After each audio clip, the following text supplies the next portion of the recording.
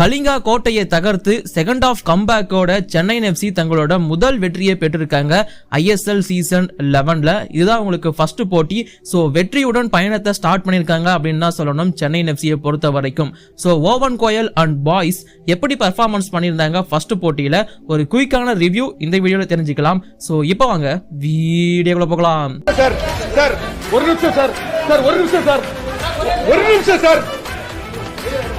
ஒரே ஒரு 1 நிமிட்டுங்க. Hello every friends, what a mid place. So friends, நம்ம சேனல்ல கபடிக்கு வர சப்போர்ட் அளவுக்கு மற்ற ஸ்போர்ட்ஸுக்கு வராது. ஏன்னா கிரிக்கெட்டுக்கு வீடியோ போட்டால் கூட அவ்வளோ பேர் பார்க்க மாட்டாங்க. பட் சென்னை எஃப்சியை பற்றி நிறைய பேர் எங்கிட்ட கேட்டுட்டு இருக்கீங்க. ஸோ நான் ஆரம்பத்தில் ஃபர்ஸ்ட் சென்னை எஃப்சி ஃபுட்பாலை பற்றி பேசி தான் நம்ம சேனலே ஆரம்பித்தேன் அப்படிங்கிறதுனால ஸோ இதை என்னால் போடாமல் இருக்க முடியாது. ஸோ உங்களால் முடிஞ்ச சப்போர்ட்டை இந்த மாதிரியான வீடியோஸ்க்கும் கொடுத்தீங்கன்னா எனக்கு மேலும் வீடியோஸ் போகிறதுக்கு ரொம்ப ரொம்ப மோட்டிவேஷனலாக இருக்கும். ஸோ அதை மட்டும் நான் ரிக்வஸ்ட்டாக வச்சுட்டு அப்படியே வீடியோக்குள்ளே என்ட்ரி ஆகிறேன். அப்புறம் சப்ஸ்கிரைப் பண்ணலாம் பண்ணிக்கோங்க இந்த மாதிரியான அப்டேட்ஸுக்கு. அண்ட் தென் கூடவே அந்த சூப்பர் தேங்க்ஸ் ஆப்ஷன் எனேபிள் இருக்கு. ஸோ உங்களால் முடிஞ்ச சப்போர்ட் எனக்கு பண்ணுங்க. ஸோ இப்போ வாங்க கண்டென்ட்டுக்குள்ள போவோம். ஸோ சென்னையின் எஃப்சி ISL 2024-25 சீசனோட 2வது நாள் இது செப்டம்பர் 14 அன்னைக்கு. அண்டு முதல் டபுள் ஹெடர்ஸும் இன்னைக்கு தான் இருந்துருந்துச்சு. அதில் ஃபர்ஸ்ட் போட்டி, அதாவது ஈவினிங் 5 o'clock ஆரம்பிக்கிற போட்டி தான் ஒடிசா எஃப்சி வெஸ்ட் சென்னையின் எஃப்சி. ஸோ இந்த போட்டி எங்க நடந்திருந்துச்சு அப்படின்னு பார்த்தீங்கன்னா ஒடிசாவோட ஹோம் கிரவுண்டான கலிங்கா ஸ்டேடியம் அங்கே தான் நடந்திருந்துச்சு. நம்ம மறந்துடக்கூடாது, இதற்கு முன்னாடி ஒடிசாவுக்கு எதிராக கலிங்காவோட சென்னை எஃப்சி மோதின எந்த ஒரு மேட்சையும் சென்னை எஃப்சி வின் பண்ணதே கிடையாது. 3 போட்டிகளையும் தோல்விதான் சந்திச்சிருக்காங்க. அந்த மாதிரி ஒரு கோட்டையா சென்னை எஃப்சிக்கு எதிராக வச்சிருந்தாங்க கலிங்கா இடத்தை. ஸோ இங்க வந்து பாத்தீங்கன்னா அந்த கோட்டையை உடைச்சி தகர்த்தெறிஞ்சிருக்காங்க சென்னை எஃப்சி அப்படின்னு தான் சொல்லணும். ஸோ நான் இங்க வந்து பாத்தீங்கன்னா ஸ்டார்டிங் லைனப் அப்படிங்கறத சொல்லிடுறேன். ஒடிசா எஃப்சியை பொறுத்த வரைக்கும் அமரிந்தர் சிங் கோல் கீப்பர், அவர் கூட Amey, Narender, Delgado, Javier, Bhutia, Joao, பவுமாஸ், Isaac Ralte, Rahim Ali and Diego இவங்கெல்லாம் உள்ள வந்திருந்தாங்க. சப்ஸ்டியூட்ஸை பொறுத்த வரைக்கும் அனுஜ், தொய்பா, மோர்டோட்டாஃபால், Rohit, Jerry M, Rainier, Rai Krishna இவங்கெல்லாம் இருந்தாங்க. அண்ட் தென் சென்னை எஃப்சி பக்கம் வந்தோம் அப்படின்னா நாம ஆல்மோஸ்ட் ப்ரெடிக்ட் பண்ண ஒரு டீம் தான் உள்ள வந்திருந்தாங்க. அண்ட் தென் சப்ஸ்டியூட்லயுமே நம்ம நினைச்ச பிளேயர்ஸும் உள்ள என்ட்ரி ஆயிட்டாங்க அப்படிங்கிறது கூடுதலான விஷயம் தான். ஸோ ஓவன் கோயல் வந்து பாத்தீங்கன்னா நவாஸை உள்ள கூட்டு போவாரா இல்ல சமீக் மித்ராவை உள்ள கூட்டு போவாரா கோல் கீப்பரா அப்படிங்கிற ஒரு கேள்வி இருந்துச்சு. ஸோ அதற்கான ஆன்சர் கிடைச்சிருச்சு அப்படின்னு தான் சொல்லணும். சமீக் மித்ராவை தான் கோல் கீப்பரா கூட கூட்டிட்டு போயிருந்தாரு. அண்ட் அவர் இல்லாம Tinliana, captain Ryan Edwards, Tinpuia, Mandar Rao Desai, Elsinho, Connor Shields, நாம்டே, ஃபருக் சௌத்ரி, சீமா அண்ட் இர்ஃபான் இவங்கெல்லாம் இருந்தாங்க. அண்ட் தென் சப்ஸ்டியூட்ஸை பொறுத்த வரைக்கும் Nawaz goalkeeper, Vilmar Jordan, Lucas, Ankit, Vignesh, Jitender, Vincy, Kiyan Gurkirat இவங்கெல்லாம் இருந்தாங்க.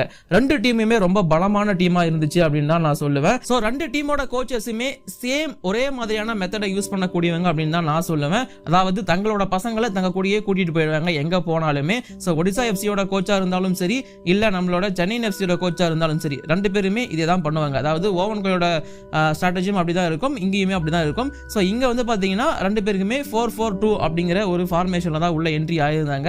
சென்னை எஃப்சியை பொறுத்த வரைக்கும் ஆரம்பம் அப்படிங்கிறது கொஞ்சம் ஸ்லோவா தான் ஆரம்பிச்சாங்க அப்படின்னு தான் சொல்லணும். ஸோ ஆரம்பத்தில் வந்து பாத்தீங்கன்னா நம்மளோட ஒடிசா எஃப்சிக்கு ஒரு செமையான பெனால்ட்டி கிடைச்சிருந்துச்சு. ஸோ அந்த பெனால்ட்டியை 9வது நிமிஷத்திலேயே டியாகோ வந்து பாத்தீங்கன்னா பெனால்ட்டியை கோலா கன்வெர்ட் பண்ணிருப்பாரு. ஸோ 1-0 சொல்லிட்டு அங்கேயே ஒடிசா எஃப்சி லீட் எடுத்துட்டாங்க.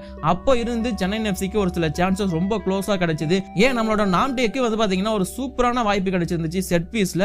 சோ அந்த ஃப்ரீ கிக்க வந்து பாத்தீங்கன்னா சூப்பராவே அவருமே எடுத்திருந்தாரு. அது வந்து பாத்தீங்கன்னா ஹுட் ஒர்க் ஆயிருந்துச்சு.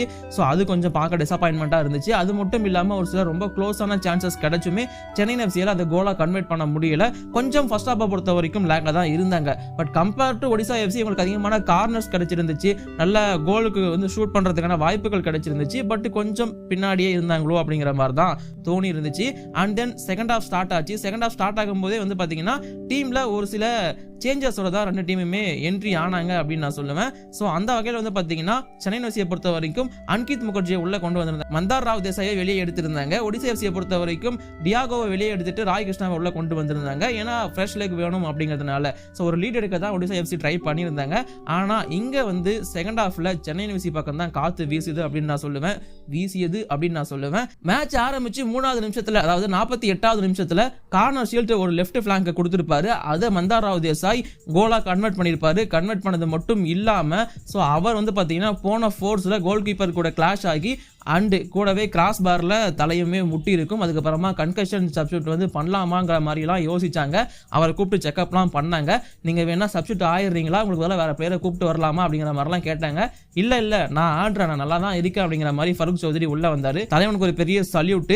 ஏன்னா உள்ள வந்து அடுத்த 3 நிமிஷத்திலேயே இன்னொரு கோலையுமே கன்வெர்ட் பண்ணாரு ஃபருக் சௌத்ரி 51வது நிமிஷத்துல. ஸோ அது வந்து பாத்தீங்கன்னா அங்க வந்து ஒரு டிஃப்ளெக்ஷனால தான் உள்ள கோல் போச்சு. ஆக்சுவலி அவருக்கு ஈஸியா ஒரு வாய்ப்பு கிடைச்சது, அதை மிஸ் பண்ணாரு.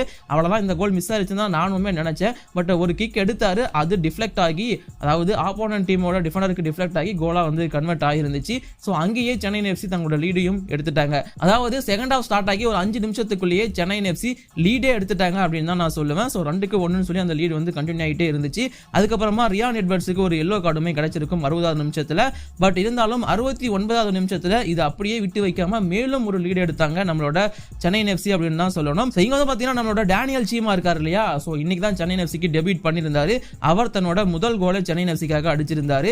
அண்ட் இந்த மேட்சை பொறுத்த வரைக்கும் அது 3வது கோல். அதுக்கப்புறமா ஒரு 75 நிமிஷத்துக்கு மேல டீம்ஸ் வந்து நிறைய சப்ஸ்டியூட் பண்ண ஆரம்பிச்சாங்க. ஒடிசா எஃப்சி 2 சப்ஸ்டியூட் பண்ணாங்க, சென்னை எஃப்சி ஒரு 4 சப்ஸ்டியூட் பண்ணாங்க. திரும்பவும் வந்து பாத்தீங்கன்னா கடைசியில ஒரு 90+5வது நிமிஷத்துல வந்து பாத்தீங்கன்னா ராய் கிருஷ்ணா ஒரு கோலை வந்து போட்டிருப்பாரு. அசிஸ்ட் வந்து ஹியூகோ பவுமாஸ் கிட்ட இருந்து கிடைச்சிருக்கும். இங்க வந்து பாத்தீங்கன்னா சென்னை எஃப்சி 3-2 சொல்லிட்டு இந்த அவே கேமை வின் பண்ணிருக்காங்க. அண்ட் அங்க ஜெயிச்சதே இல்ல அப்படிங்கிற இடத்துல போய் வின் பண்ணது தான் பெரிய விஷயமா நான் பாக்குறேன். அண்ட் ஓவன் கையோட அப்ரோச்சஸ் கொஞ்சம் நல்லா இருக்கு. Vintage Chennai FC is back அப்படிங்கிற மாதிரி இப்பவே ஹாஷ்டேக் கிரியேட் பண்ணி தெரிக்க விட்டுட்டு இருக்காங்க.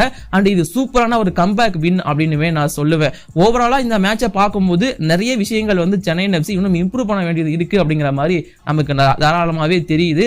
ஒரு சில பாசஸ் அக்யூரசி வந்து ரொம்ப மோசமா இருக்கு. ஷார்ட்ஸ் ஆன் டார்கெட்டும் கொஞ்சம் டெவலப் பண்ண வேண்டியது இருக்கு. போக போக இந்த காம்போ செட் ஆகுங்கிற மாதிரி தோணுது. ஏன்னா இவங்க எல்லாருமே ஒன்னா எடுத்து போட்டு இப்ப ஆட வைக்கிற மாதிரி இருக்கு. ஸோ அது கொஞ்சம் போக போக செட் ஆயிருங்கிற மாதிரி தான் இருக்கு. ஸோ ஓவராலா சென்னை எஃப்சி தங்களோட கேம்பெயினை ஒரு வெற்றியோட ஸ்டார்ட் பண்ணிருக்காங்க. அண்ட் கூடுதல் தகவல் என்ன அப்படின்னு பாத்தீங்கன்னா 2 போட்டிகள் மட்டும் தான் முடிஞ்சிருக்கு இல்லையா. இப்போதைக்கு சென்னை எஃப்சி மேல இருக்காங்க. ஏன்னா இந்த டோர்னமெண்டோட முதல் வெற்றியை பெற்றிருக்காங்க சென்னை எஃப்சி. ஏன்னா ஃபர்ஸ்ட் மேட்ச் வந்து டிரால முடிஞ்சதுனால ஃபர்ஸ்ட் வின் சென்னை எஃப்சிக்கு தான் கிடைச்சிருக்கு. அண்ட் ஃபர்ஸ்ட் டீம் 3 கோலுமே ஸ்கோர் பண்ணிருக்காங்க.